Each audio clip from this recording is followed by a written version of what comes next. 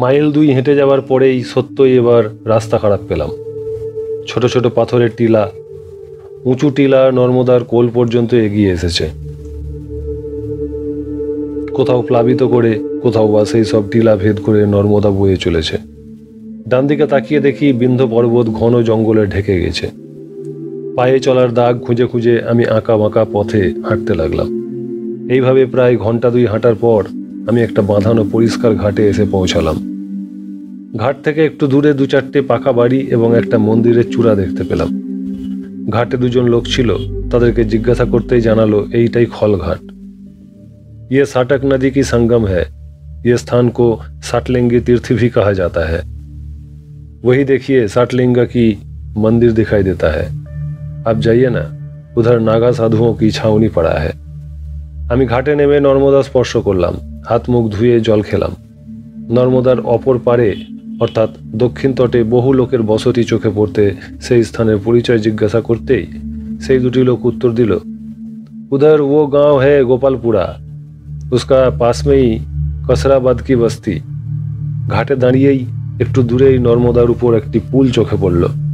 আবার আমার কৌতূহলী দৃষ্টি অনুসরণ করে সেই লোক 2টির একজন আমাকে জানালো, आगरा से जो बम्बई को पक्की सड़क जाती है वो यही नर्मदा को पार करती है। नर्मदा जी पर पानी से 15 फुट ऊंचा पक्का पुल है। कहते हैं ब्रह्मा जी ने इसी स्थान पर तप किया था। এই বলে লোক 2টি সেই ভর দুপুরবেলা কানের কাছে হাত রেখে দরাজ গলায় গেয়ে উঠল,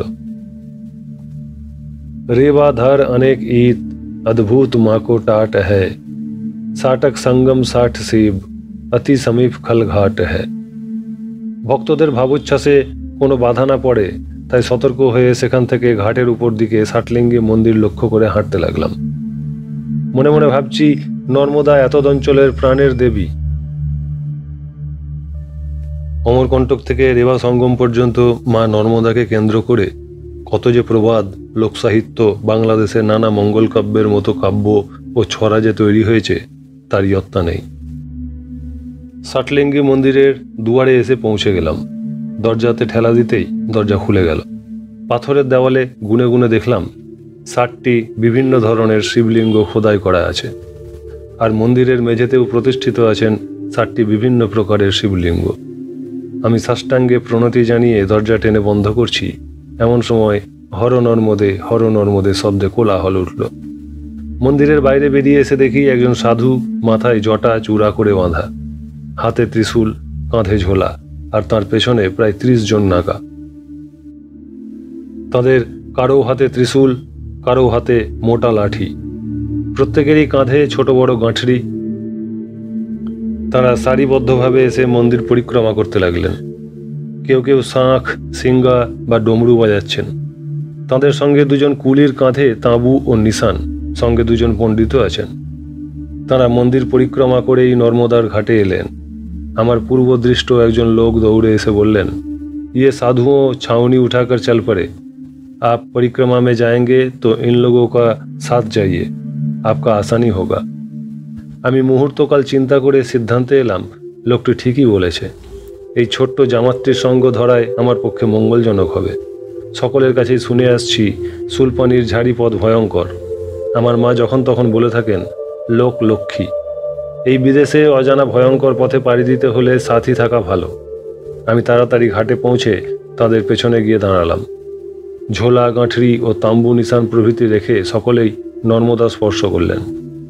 একজন নাগা ঝোলা থেকে রূপার একটি পঞ্চপ্রদীপ বের করে তাতে ঘৃত সিক্ত তুলার বাতি সাজিয়ে তাদের প্রধান দলপতি সেই জটাজুট চূড়াধারীর হাতে দিলেন। তিনি পঞ্চপ্রদীপ জেলে নর্মদা মায়ের আরতি আরম্ভ করলেন। সঙ্গে সঙ্গে সমবেত কণ্ঠে বন্দনা পাঠ শুরু হলো। ওম নমঃস্তুতে দেবী সমুদ্রগামিনী, নমঃস্তুতে দেবী বরপ্রদে শিবে, নমঃস্তুতে লোকদ্বয় সৌখ্যদায়িনী, হন্যকেও ভূতেও समाश्रिते हनोघे। हे समुद्र को जाने वाली देवी, तुम्हें नमस्कार है। हे वरदान देने वाली देवी, है कल्याण करने वाली देवी, तुम्हें नमस्कार है। है इस लोक तथा परलोक दोनों लोक में सुख देने वाली देवी, है अनेक प्रकार के प्राणियों से प्रशंसित पाप रहित देवी, तुम्हें बार बार प्रणाम है। আরতি শেষ করে দলপতি মহাত্মা নিজে এবং অন্যান্য সকলের মাথায় নর্মদার জল ছিটিয়ে দিয়েই সিঙ্গা ও ডমরু বাজাতে বাজাতে নর্মদার তট ধরে হাঁটতে লাগলেন। আমিও তাদের পেছনে পেছনে হাঁটতে লাগলাম। নীরবে বোধহয় মাইল 3 হেঁটে যাওয়ার পর সেই দলপতি হেঁকে বললেন, ইয়ে সুন্দরের মহল্লা হ্যাঁ, ইধার থোড়া বিশ্রাম কিয়া যায়। এই বলে তিনি একটি আবলুস গাছের তলায় বসার উদ্যোগ করতেই একজন নাগা থসব ব্যস্তে একটি হরিণ ছাল বিছিয়ে দিলেন এবং এক কলকে গাঁজা সেজে দিলেন। অন্যান্য নাগারাও বিভিন্ন গাছের তলায় গিয়ে দলপতিকে আড়াল করে গঞ্জিকা সেবন করতে রত হলেন। আমিও তাদের কাছ থেকে একটু দূরে বসে বিশ্রাম করতে লাগলাম। এই সময় একজন অল্প বয়সী, বোধহয় 34-35 বছর বয়সের নাগা আমার কাছে এসে জিজ্ঞাসা করলেন, आप कहाँ का रहने वाला हो? आप क्या अकेला परिक्रमा कर रहे हो? আমি সংক্ষেপে আমার বৃত্তান্ত বললাম। আমার কথা শুনে পরিষ্কার বাংলায় বললেন, আপনি বাঙালি জেনে আমার খুব আনন্দ হলো। আমিও বাঙালি। মেদিনীপুর জেলার বাদার গ্রাম আমার জন্মস্থান। বিএ পাস করে যখন কলকাতায় গিয়ে এমএ পড়ার উদ্যোগ করছি, সেই সময় মেদিনীপুর শহর হতে 10-12 মাইল দূরে ধলহারা নামক গ্রামে শ্রী শ্রী পাগলিমা নামে যোগসিদ্ধা মায়ের কথা শুনি। তার অলৌকিক যোগ বিভূতি ছিল। প্রতিদিনই তার কাছে হাজার হাজার লোক যেত ভাগ্য গণনা করতে। তার সামনে গিয়ে দাঁড়ালেই তিনি নাম ধাম, কে কি জন্য এসেছে, কোন সমস্যায় পড়ে এসেছে, তার প্রতিকারী বা কি তা তিনি গড়গড় করে বলে দিতেন। মনে হতো যে ভক্ত তার সামনে দাঁড়িয়ে আছে, তার সমগ্র জীবন পথ তার সামনে যেন আয়নায় প্রতিফলিত হয়ে গেছে। তিনি কেবল দেখছেন আর বলে যাচ্ছেন। এমনকি তার কাছে সেই ধলহারা গ্রামে আসতে আসতে ভক্ত কোথায় বিশ্রাম করেছিল বা কার সঙ্গে কি কথা বলেছিল তাও তিনি বলে দিতে পারতেন। তার 9 ইঞ্চি দীর্ঘ একটি অষ্টধাতু নির্মিত গৌরী মূর্তি ছিল। এই শ্রী শ্রী গৌরী ছিলেন তার ইষ্টদেবী। তার গৌরী পূজার রীতিও ছিল বিচিত্র। একটা ছোট্ট তামার বাটিতে 6 টাকখানিক মধু নিয়ে তিনি মন্দিরে ঢুকতেন ঠিক বেলা 12টায়। ঢুকেই অশ্লীল ভাষায় গালি পারতেন গৌরীর উদ্দেশ্যে। কিলো বাপ ভাতারি, সবাই জানে শিব তোর ভাতার, সেই ভাতারকেই তুই পায়ে করে দোলছিস, আবার তাকে ছেলে হিসেবে পেটে ধরে বসে আছিস। বলো ব্রহ্মাণ্ড ভণ্ডধরি, নে নে হাঁ কর, আগে তোর পেটের জ্বালা মেটায়। এই বলে তিনি আঙুলে করে মধু তুলে তুলে গৌরী মূর্তির ঠোঁটে ঠাকাতেন, আর সেখানে সঙ্গে সঙ্গে চুপ করে অগ্নিস্ফুলিঙ্গ জ্বলে উঠত। হাজার হাজার ভক্তের সামনে এই ঘটনা নিত্য ঘটত। সারা মেদিনীপুর জেলা জুড়ে তার নাম ছিল। তার অলৌকিক ক্ষমতার কথা ছড়িয়ে পড়েছিল সারা বাংলাদেশ জুড়ে। কলকাতাতেও তার অজস্র ধনী মানি ভক্ত ছিল।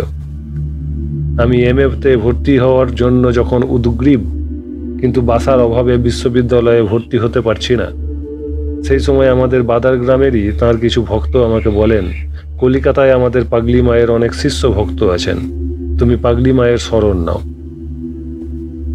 তিনি ইচ্ছা করলেই তোমাকে কলিকাতায় থেকে এমএ পড়ার ব্যবস্থা অতি সহজেই করে দিতে পারবেন। সেই আশাতেই আমি মা বাবাকে সঙ্গে নিয়ে পাগলি মাকে দর্শন করতে যাই। গিয়ে দেখি তাঁর সামনে প্রায় 1 মাইল দীর্ঘ লাইন, শুধু মানুষ আর মানুষ। আমরা 3 জনও লাইনে গিয়ে দাঁড়ালাম। তখন ছিল চৈত্র মাস। প্রখর রৌদ্রে দাঁড়িয়ে থাকতে থাকতে বাবা অচৈতন্য হয়ে পড়েন। আমি তাকে ধরে বসিয়ে ছুটে যাই একটা পুকুরে জল আনতে। জল এনে বাবার চোখে মুখে ঝাপটা মারছি, এমন সময় জনতার মধ্যে চাঞ্চল্য দেখা দিল। রব উঠল, পাগলিমা আসছেন। আমি চোখ ফিরিয়ে দেখলাম নগেন সাধু নামে তাঁর এক ভীষণকায় ভক্ত চিৎকার করতে করতে বলতে বলতে আসছেন, বাদার হতে ঈশান মাইতি নামে কেউ এসেছে কি? এসে থাকলে হাত তোলো, হাত তোলো। আমি তাড়াতাড়ি উঠে দাঁড়িয়ে হাত তুললাম। নগেন সাধুর পেছনেই পাগলিমা, স্বর্ণকান্তি দ্যুতি, স্বর্ণকেশী ভৈরবী মূর্তি, কপালে বড় সিঁদুরের ফোঁটা, সিঁথিতেও সিঁদুর। বেটো খাটো মানুষটি আমাদের কাছে এসে বাবার মাথায় হাত দিলেন। বাবা চোখ মেলে তাকাতেই তিনি বললেন, একটু আগে জল খা দেখি। নগেন সাধুর দিকে তাকিয়ে বললেন, একে কোলে করে ওই আসুদ গাছটার ছায়ায় নিয়ে বসিয়ে দে, আশ্রম থেকে ভোগ এনে খাইয়ে দে এক্ষুনি। আগে এরা 3 জন খাবে, তারপর গৌরী খাবে। আমার দিকে তাকিয়ে বললেন, তোর এম এ পড়া হবে না বাছা, তোর সন্ন্যাস বৃত্তি। ঝাড়েশ্বরের থানে তমাল নদীর ধারে পড়ে থাকবে যা, ঝাড়েশ্বর লোক জুটিয়ে দেবেন। এই বলেই তিনি আশ্রমে ফিরে গেলেন। একটু পরেই সেই নগেন সাধু গামলায় শালপাতা ঢাকা দিয়ে প্রচুর অন্ন ব্যঞ্জন এনে দিলেন। নগেন সাধু বললেন, তোমরা খাওয়া দাওয়া সেরে কিছুক্ষণ বিশ্রাম করে বাড়ি ফিরে যাও। পাগলি আমাদের স্বয়ং ব্রহ্মময়ী, বেটি একবার যা বলে দিয়েছে তার আর রদবদল হবে না। আমি ছিলাম ডাকাত, বেটির পাল্লায় পড়ে আমি সাধু বনে গেছি। দীর্ঘ 40 বছর ধরে মাকে দেখছি তো। আমি বললাম, আপনার কথা মানতে পারলাম না। দই বই সব নয়, পুরস্কার বলে একটা কথা আছে। আমি এমএতে ভর্তি হয়েই মার সঙ্গে এসে দেখা করব। আমার কথা শুনেই তিনি অট্টাট্ট হাসিতে ফেটে পড়লেন। হাসতে হাসতেই ছড়া কাটলেন, কত গেল রথরথী শেওড়া তলায় চক্কর্তি। আমরা কতকটা হতাশ হয়েই ফিরে এলাম ধলহারা থেকে। বাড়ি যেতে বাবা বলেছিলেন, মতি, তুই কিছু ভাবিসনি। তুই আমার একমাত্র ছেলে, আমার 100 বিঘে জমি আছে। জমি বেচে বেচে আমি তোর পড়ার খরচ চালাবো, মেসের খরচাও চালাবো। তুই কয়েকদিন পরেই কলকাতায় চলে যা, একটা মেসে থাকা খাওয়ার ব্যবস্থা করে এমএতে ভর্তি হয়ে যা। কিন্তু মানুষ ভাবে এক, ঘটে যায় আর এক রকম। আপন ইচ্ছায় জীব কোটি বাঞ্ছা করে, কৃষ্ণ না পুরালে বাঞ্ছা কে পুরাতে পারে। বাড়ি ফিরে যাওয়ার 3 দিন পরেই আমি প্রবল জ্বরে আক্রান্ত হলাম। গায়ে বসন্তের গুটি দেখা দিল। মা বাবার অক্লান্ত সেবা ও স্নেহস্পর্শে আমি 15 দিন পরে সুস্থ হয়ে উঠলাম, কিন্তু মা পড়লেন মারাত্মক বসন্ত রোগে। কবিরাজ বললেন, রক্ত চামুদাওল বসন্ত। সারা শরীরে লাল ছোট ছোট ঘামাচির মতো গুটি বেরোলো। মাত্র 3 দিন রোগ ভোগ করেই তাঁর জীবনান্ত ঘটল। বাবারও শরীরে বসন্ত দেখা দিল। 11 দিনের দিন তিনিও গত হলেন। আমার শরীরেই কাল রোগ প্রথম এসে ছোবল মেরেছিল। আমি গেলাম বেঁচে, কিন্তু মা বাবা চলে গেলেন। আমার সব সাধ চূর্ণ বিচূর্ণ হলো। আমি একদিন গ্রাম ছেড়ে সেই শ্মশান ভূমি ছেড়ে বেরিয়ে পড়লাম পথে। ঘুরতে ঘুরতে একদিন একটি গ্রামের নির্জন কালী মন্দিরে রাত্রিবেলা আশ্রয় নিলাম। মন্দির বলতে একটা খড়ের আটচালা শ্মশান। শ্মশানের ধার দিয়েই একটা ছোট নদী বয়ে চলেছে। সকাল হতেই একজনকে জিজ্ঞাসা করলাম, এটি কোন নদী? লোকটি উত্তর দিল, তমাল নদী। আপনি ঝাড়েশ্বরের মন্দির যাবেন তো? নদীতে 1 হাঁটু জল, নদী পেরিয়ে চলে যান, ওই তো মন্দিরের চূড়া দেখা যাচ্ছে। তমাল নদী ও ঝাড়েশ্বরের নাম শোনা মাত্রই আমার পাগলি মায়ের কথা মনে পড়ে গেল। বুঝলাম তিনি অমোঘ নিয়তির অদৃশ্য বিধান সেদিন শুনিয়েছিলেন আমাকে। তমাল নদীতে স্নান করে গিয়ে পৌঁছালাম ঝাড়েশ্বরের মন্দিরে। সেখানে পৌঁছে দেখি 5-5টা বিরাট বিরাট বটগাছ ঘিরে আছে মন্দিরকে। মন্দিরের পেছনে এক বিরাট দিঘি। বটগাছের তলায় ধুনি জেলে বসে আছেন এক সাধু। আমি তার কাছেই দীক্ষা নেই। ঝাড়েশ্বরে 2 দিন থেকে সেই সাধুর সঙ্গেই কাশীতে পৌঁছায়। কাশীতে ক্রিমকুন্দে কেনারাম বাবার মঠ থেকে আমি ব্যাকরণ ও কাব্য পড়তে আরম্ভ করে আচার্য উপাধি প্রাপ্ত হই। আমি যে মহাত্মার সঙ্গে কাশীতে পৌঁছেছিলাম তিনি ছিলেন অঘোরপন্থী। কেনারাম বাবার মঠটাও অঘোরপন্থীদের আখড়া। অঘোরপন্থীদের বিভৎস কার্যকলাপ আমি সহ্য করতে পারছিলাম না। ইতিমধ্যে আমার আশ্রয়দাতারও দেহান্ত ঘটেছে। সেই সময় প্রয়াগে অর্ধকুম্ভ মেলা হচ্ছিল। আমি কাশী ছেড়ে প্রয়াগে চলে যাই। সেইখানেই এই মহাপুরুষের দর্শন পাই। এর নাম শ্রী শ্রী নগেন্দ্র ভারতী। নর্মদা তটের প্রসিদ্ধ মহাত্মা নর্মদা পরিক্রমার অন্যতম প্রবর্তক কমল ভারতীজির গদির বর্তমান মহান্ত ইনি। এবার আপনার বৃত্তান্ত আমাকেও কিছু বলুন। আমি বললাম, আপনি এতক্ষণ ধরে যা শোনালেন তা হলো মার কাছে মাসির বাড়ির গল্প। কারণ আপনার বর্ণিত স্থান ও নিয়তির অমোঘ খেলা সবই আমার ঘনিষ্ঠভাবে জানা চেনা। আপনার বাদার গ্রাম আমি চিনি। বাদার গ্রামে কংসাবতী নদীর তীরে যে বিখ্যাত জগন্নাথ মন্দির, তার স্বত্বাধিকারী প্যারিয়াল বাড়ি আমার বাবার মামা বাড়ি। সেই দাদুর বাড়ি আমি বাবার সঙ্গে 2-3 বার গিয়েছি। আমার জন্মস্থান কালিয়ারা গ্রাম। আমাদের গ্রাম হতে 11 মাইল দূরেই অকড়া, বাজারচণ্ডী, কুলিয়ারা, মেউদিপুর, রামনগর, মকসুদপুর প্রভৃতি গ্রাম পেরিয়েই আপনার বাদার গ্রাম।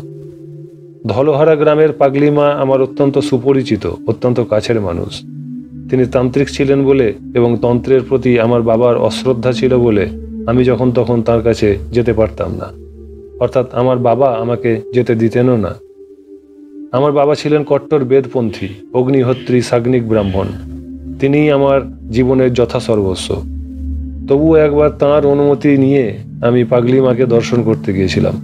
তখন আমার বয়স 9, সবেমাত্র তখন উপনয়ন হয়েছে। আমার বাবার কথা বাদ দিলে এ কথা অস্বীকার করে লাভ নেই যে মহাযোগিনী পাগলি মার দর্শনই আমার জীবনের প্রথম সাধু দর্শন।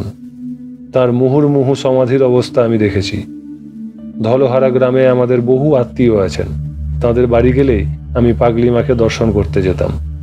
তিনি গৌরী মূর্তির ঠোঁটে মধু ছোঁয়ালেই যে আলো জ্বলে উঠত তা অন্তত 10 বার আমি নিজের চোখেই দেখেছি। তাঁর অলৌকিক বিভূতির অনেক ঘটনা আমার জানা আছে। একবার আমার দাদা আমাদের গ্রামবাসী পুঁটিরাম পাত্র নামক পাগলি মায়ের এক ভক্তের সঙ্গে পাগলি মাকে দর্শন করতে গিয়েছিলেন। তিনি তাঁর সামনে দাঁড়াতেই ভাবাচ্ছন্ন অবস্থায় বলতে লাগলেন, এই যা গেল রে, গেল গেল, যাক ঠিক মতো লাফিয়ে ধরতে পারল না, তোর মায়ের স্বরের বাটি বেঁচে গেল। পরে স্বাভাবিক কণ্ঠস্বরে বললেন, তোর মা ঘি করবার জন্য 1 বাটি স্বর শিকাতে রেখেছে। একটা বিল্লি ঝাঁপ দিয়েছিল স্বরের বাটি লক্ষ্য করে, কিন্তু তোর বোন সময় মতো এসে পড়ায় রক্ষা পেল। কিছুক্ষণ পরেই আবার ভাবের ঘোরে বলতে লাগলেন, ভীষণ কালবৈশাখী ঝড় উঠেছে, ভীষণ বৃষ্টি শুরু হয়ে গেল, মুহুর্মুহু বাজ পড়ছে, তোর বাবা আমার নিন্দা করে, এবার বামুন জব্দ হবে। একটা বাজ মাথার ওপর পড়লেই বামুন কাত। তার কথায় দাদা এবং অন্যান্য সকলেই চমকে আকাশের দিকে তাকিয়ে দেখলেন আকাশ পরিষ্কার, বেলা তখন 4টা, চারদিক রোদে ঝলমল করছে। পরক্ষণেই পাগলিমা বললেন, না, তোর বাবা রক্ষা পেয়ে গেল। তোর বাড়ির পূব দিকে মাঠের মধ্যে ঝাঁকড়া আসুদ গাছটা আছে, তার তলায় তোর বাবা দৌড়ে এসে দাঁড়িয়ে পড়েছেন। বাবা, ও বামুনের চোখে আগুন, মুখে আগুন, ফুঁয়ে আগুন। বাজের বাপেরও ক্ষমতা নেই ওই বামুনের ক্ষতি করে। দাদা পরদিন বাড়িতে এসে মিলিয়ে নিয়েছিলেন স্বরের বাটিতে বিল্লির ঝাঁপ এবং কালবৈশাখীর ঝড়ের মুখে বাবার অশ্বত্থ গাছের তলায় দাঁড়ানো, মুহুর্মুহু বাজ পড়া প্রভৃতি ঘটনা সবই সময় ও কাল ধরে অক্ষরে অক্ষরে ঠিক। কাজে একটু আগে যে আপনি বললেন কেউ পাগলি মায়ের চোখের সামনে এসে দাঁড়ালে তার সমগ্র জীবন পট, তার ভূত ভবিষ্যৎ বর্তমান যেন একটা আয়নার মধ্যে স্বচ্ছভাবে প্রতিফলিত হয়ে উঠত, তার অলৌকিক দৃষ্টি প্রদীপে সবই ভেসে উঠত, তাতে কোনো সন্দেহ নেই। তাঁর তিরোধানের সময় আমি উপস্থিত ছিলাম। 1950 সালের বাসন্তী পূজার দিনে তিনি যোগাসনে বসে মহাসমাধিতে প্রবেশ করেন। মৃত্যুর 15 দিন আগে থেকে তিনি তাঁর দেহান্তের তিথি, বার ও ক্ষণ সকল ভক্ত শিষ্যদের কাছে পূর্বাহ্নেই জানিয়ে দিয়েছিলেন। তার পরের বছরেই ফাল্গুন মাসে শিব চতুর্দশীর দিন আমার বাবাও যোগস্থ হয়ে দেহ রক্ষা করেন। বাবার শ্রাদ্ধান্তেই আমি গৃহত্যাগ করে ঘুরে বেড়াচ্ছি। বাবার খুব ইচ্ছে ছিল আমি নর্মদা পরিক্রমা করি। তিনি দেহে থাকাকালেই MA পরীক্ষা দেবার পরেই তিনি আমাকে পাঠিয়েছিলেন অমরকণ্টকে। সেবার অমরকণ্টক হতে জব্বলপুর পর্যন্ত আমি ঘুরে যাই। বাবার দেহান্তের পর তাঁর ইচ্ছে বা আদেশ পালনের জন্য আমি বেরিয়ে পড়েছি। অমরকণ্টক হতে রেবা সঙ্গম পর্যন্ত সমগ্র নর্মদা পরিক্রমা করার জন্য। এইখানেই আমার জীবনের সঙ্গে আপনার জীবনের একটা মর্মান্তিক সাদৃশ্য দেখছি। আপনার পিতার মৃত্যুর পর আপনি সংসার ত্যাগ করে বেরিয়ে এসেছেন। বাবাকে হারিয়ে আমার জীবনের গতিপথ গিয়েছে বদলে।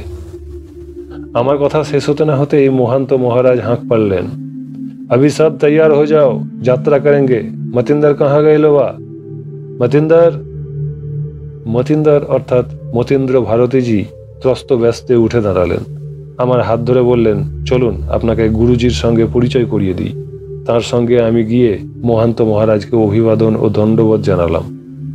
মতীন্দ্রজি তাড়াতাড়ি আমার পরিচয় এবং আনুপূর্বিক বৃত্তান্ত জানাতেই মহান্তজি আমাকে হাসি মুখে বললেন, মতিন্দর কা দোস্ত हमारा भी दोस्त, आप हमारा पास में चलिए, गपगपाते हम लोग चलेंगे। অর্থাৎ গল্প করতে করতে আমরা যাব। ইতিমধ্যে নাগারা প্রস্তুত হয়ে সুশৃঙ্খলভাবে দাঁড়িয়ে পড়েছেন। মহান্তজি রব তুললেন, হর নর্মদে। একসঙ্গে সবাই বলে উঠলেন, হর নর্মদে। বেলা তখন বোধহয় 2টা বা 2:30 হবে। নাগারা যথারীতি সিঙ্গা ডমরু মাঝে মাঝে বাজাতে লাগলেন। আমি তার পাশে পাশেই গল্প করতে করতে হাঁটতে লাগলাম। তিনি বলতে থাকলেন, মতিন্দর খুব যোগনিষ্ঠ। প্রয়াগের কুম্ভ মেলায় ওর সঙ্গে আমার সংযোগ ঘটে। আমি ওকে সন্ন্যাস দিয়েছি। ওর সেবায় আমি খুবই সন্তুষ্ট। বুদ্ধিমান ও বিদ্বান। আজকাল আমার ওকে ছাড়া চলেই না। শুনলাম তুমি তার একরকম গ্রামবাসী বললেই চলে। নর্মদামার মহিমা বলে শেষ করা যায় না। নর্মদা পরিক্রমায় একটা মহা তপস্যা। তাই আমার দাদাগুরু ব্রহ্মলীন মহাত্মা কমল ভারতীজি নর্মদা পরিক্রমার মাহাত্ম্য বা প্রচারকে ব্রত হিসাবে গ্রহণ করেছিলেন। আমি তাকে বললাম, আমি মণ্ডলেশ্বরে আপনার আশ্রমে শুনে এসেছিলাম কোনো গুরুতর প্রয়োজনে আপনি নাকি গুজরাট গিয়েছেন। এভাবে আপনার সঙ্গে দেখা হয়ে যাবে ভাবতেও পারিনি। আপনি তো এভাবে জঙ্গলের পথে পদব্রজে না গিয়ে ট্রেন বাস প্রভৃতির সাহায্যেও সহজেই গুজরাট যেতে পারতেন। উনি বললেন, তা যেতে পারতাম। আনুষ্ঠানিকভাবে 3 বার আমি নর্মদা পরিক্রমা শেষ করেছি।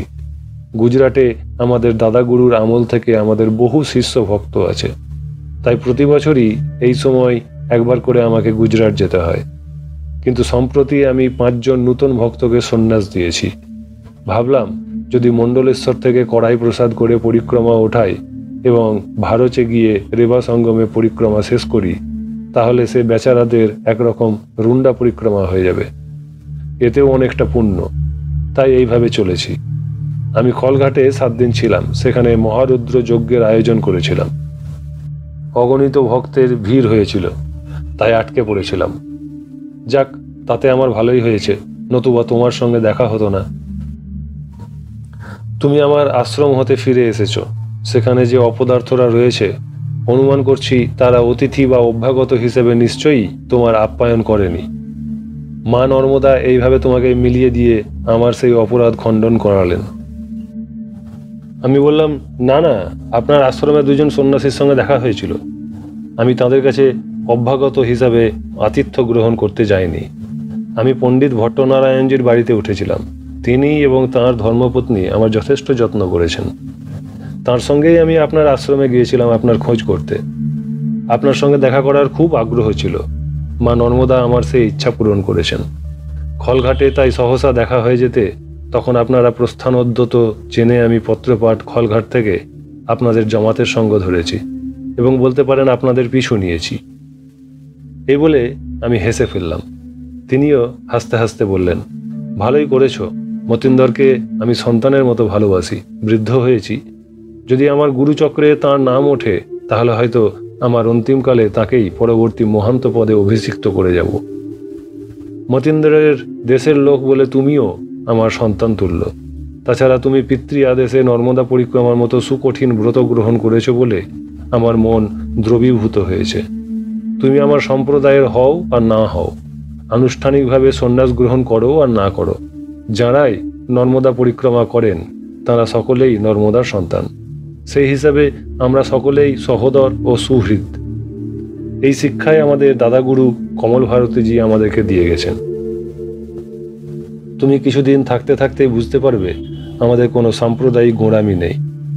তুমি কোনো সংকোচ করো না, আমাদেরকে নিজের লোক ভেবেই ভারত রেবা সঙ্গম পর্যন্ত আমাদের সঙ্গে থাকো। ধর্মপুরী থেকেই আমাদের যে যাত্রাপথ শুরু হবে, সেই যাত্রা হবে কঠিনতম পরীক্ষার মধ্য দিয়ে। পরিক্রমাবাসীর অগ্নি পরীক্ষা। এই অগ্নি পরীক্ষার নাম সুলপানির ঝাড়ি। যেমন কঠোর পাহাড়ি পথ, তেমনি ভয়ঙ্কর গভীর জঙ্গল। দক্ষিণ তটে রাজঘাট থেকে সুলপানীশ্বর মহাদেবের মন্দির, আর এই উত্তর তট চিখলদা থেকে পিপ্পলাদের আশ্রম পর্যন্ত এই জঙ্গলের সীমা। এই তটেও সুলপানির মন্দির আছে। উভয় তটেই ঘন গভীর জঙ্গল। মুন্ড মহারণ্য বা ওঙ্কারেশ্বর ঝাড়িতেও হিংস্র সাপদের ভয় আছে বটে, কিন্তু এই জঙ্গলে তাদের সংখ্যা অনেক বেশি। তারপর আছে দুর্দান্ত ভিলদের লুটপাট ও অত্যাচারের ভয়। কাজেই দলবদ্ধ হয়ে একসঙ্গে যাত্রা করাই ভালো। তুমি যতদিন আমার জামাতে থাকবে, ততদিন তুমি আমার সন্তানের মতোই থাকবে। অন্তত আমি তোমাকে সেই চোখেই দেখব। মহাত্মার সরল ও সহৃদয় ব্যবহার আমাকে মুগ্ধ করল। লাখরাকোটের জঙ্গল পথে মহেশগিরি ও তার সেই দুর্দান্ত নাগাদের সঙ্গে এর কত তফাৎ। তাদের সাম্প্রদায়িক গোঁড়ামির জ্বালায় আমি অতিষ্ঠ হয়ে উঠেছিলাম, কিন্তু এর মন কত উদার। এই গুণেই এর অপর গুরু ভ্রাতা মোহনগিরি কিছু অনুচর নিয়ে আলাদা হয়ে গেলেও অধিকাংশ শিষ্যবর্গ এঁকেই তাদের দলপতি হিসেবে মান্য করেন এবং মতীন্দ্র ভারতীর মতো অনেক শিক্ষিত যুবকও এরই নিশান বা পতাকার তলে এসে মিলিত হয়েছেন। এমন সময় মতীন্দ্র ভারতীজি পেছন থেকে চিৎকার করে উঠলেন, গুরুজি, সামনে মে নর্মদা কি পানি হ্যাঁ। সামনের দিকে তাকিয়ে দেখি পাহাড়ি পথ জলে থই থই করছে।